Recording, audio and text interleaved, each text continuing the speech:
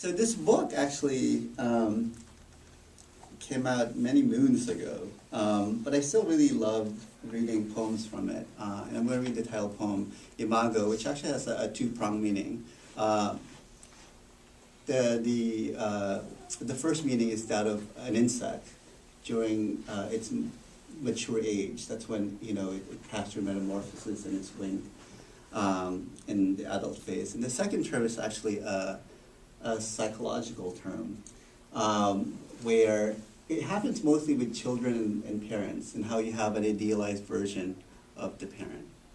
And that theme, I think, runs through the collection. So, this is the title poem, Imago.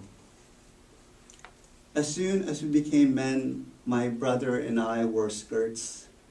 We pinched our skirt fronts into tents for our newly circumcised penises, the incisions prone to stick painfully to our clothing. I was partial to my sister's plaid skirt, a school uniform she outgrew.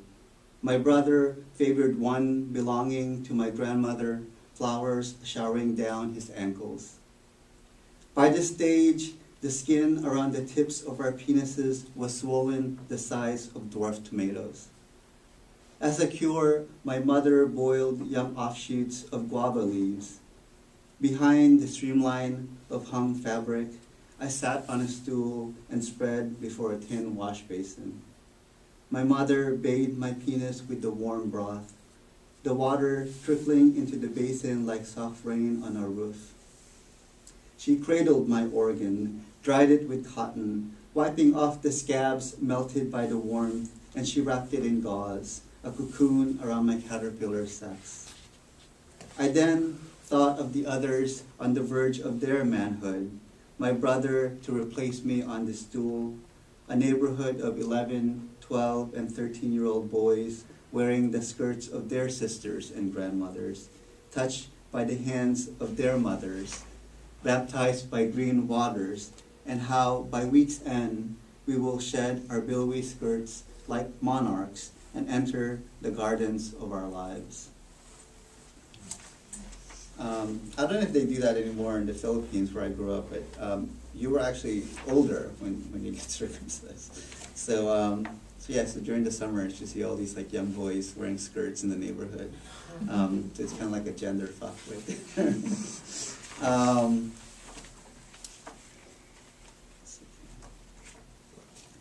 I'm going to finish up. This is like the I Am trilogy, I guess.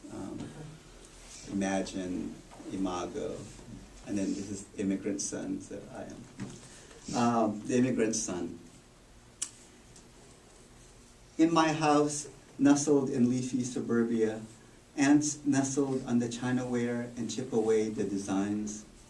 Seafood remains frostbitten in the freezer. Pubic hair thrives under the dampness of mats and towels, and my grandmother's overripe bitter squashes burst in the backyard, dropping to the ground uneaten. I give you my mother, mourning our adulthood like any other deaths. She holds nightly vigils, watching shows she doesn't care for. Forget it, she has given up on prayers. She doesn't read books. She worries about her sons chasing white women, about her daughters being chased by white men, or worse, black men. My mother misses the splintered old world house where my grandmother resided upstairs with her unmarried children, and in the apartment rooms below lived her married children and their children, families sleeping side by side on beds pushed together.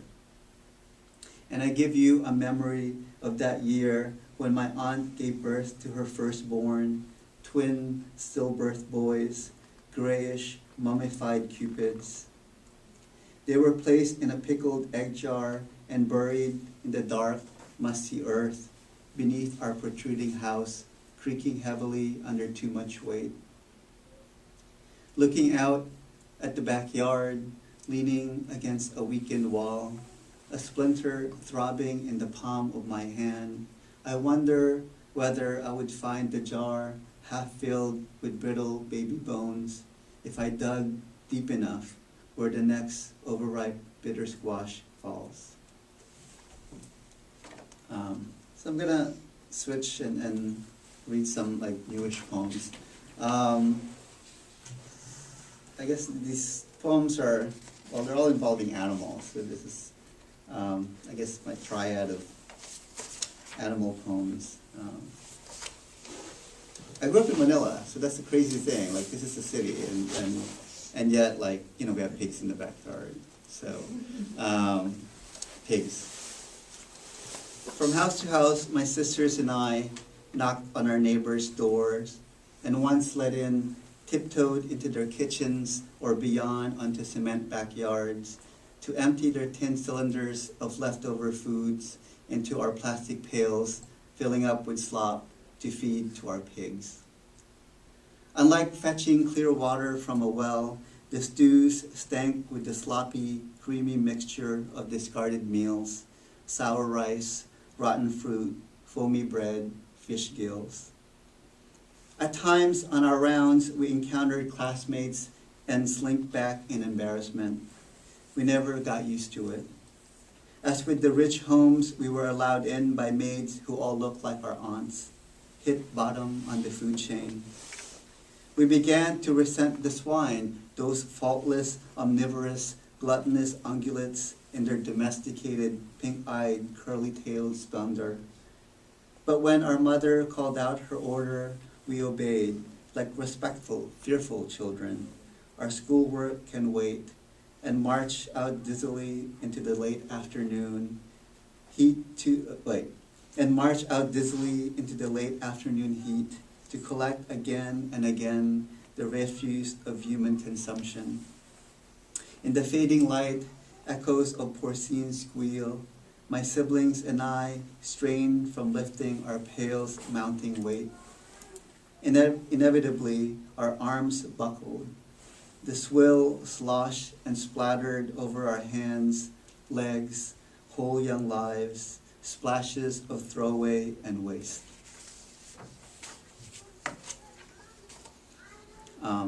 A love story. She was the most beautiful hen.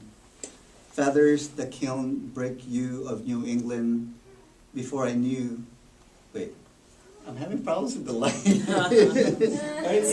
tough. Yeah, okay. I'm skipping light. No, this is good. No. It's me. It's like I think it's my glasses. Sorry about that. Okay. A love story. She was the most beautiful hen. Feathers the kiln brick hue of New England autumn before I knew autumn. Her radiating heat, the tropics of my childhood. Summoned by her magnetic clucking love, I released her from the coop. Cyclone of foul drudgery, first song of farm fandango. Pubescent eyes met chicken eyes, electric between boy and his bird. Her crown, red as overripe strawberries, flowered down to her epiglottal wattles, curtains of blood suspended from her throat. Then hen traveled the length of her henness, comb to wingbow to shank, compelled to explore under her tail feathers, fanning such flame, the pinkness of the pudenda, puckering like a mouth.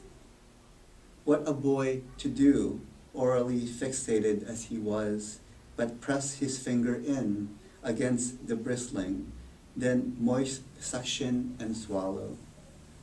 Quickening, his eggshell heart shattered, his whirlwind self spun like iron planets orbiting the Lowakak bellwether, perch, spur, and claw on a stormy rooftop.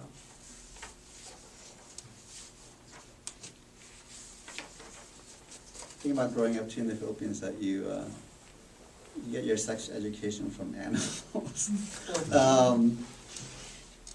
The dogs of childhood. My next door neighbor's dog yips and barks incessantly, and I'm haunted by all the dogs from my childhood. Amos, with his black-brown face like fudge mocha swirl and pink lapping tongue of curious affection, lived as shortly as his tail chewed off by a nursing sow. leads the litany of puppies born in haphazard quarters of our overstuffed house in Manila that died from early onset of canine diseases or trampled by goats and cows in the chaotic bestiary. The runaways surely disappeared into bay leaf and peppercorn garnished plates, then into the stomachs of vinegary men drinking their salaries and lives away. As boys, we ran in packs and fought feral dogs with bamboo sticks, rusty pipes, stones. We taunted copulating pairs until the bitches tightened and dragged their mates like carcasses down cruel streets that offered no mercy. Dogs unleash lupine lust in us. As with the pup, my young brother let lovingly suckle until its teeth nibbled his little nub, suction pricked on fire. My brother howled, bolted straight up to running hysterically in circles, while the suckling pup dangled between his legs like a part of him he wanted to be rid of.